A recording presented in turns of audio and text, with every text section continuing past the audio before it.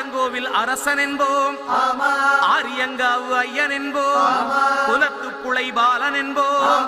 எரிமேலி ஸ்ரீதர்ம சாஸ்தாவென்போம், சொரிமுத்து ஐயனார் அப்பன் என்போம், ஜோதிச ரூபன் என்போம், மகர்ஷி மர்தன் என்போம், மணிகண்ட சுவாமி என்போம்,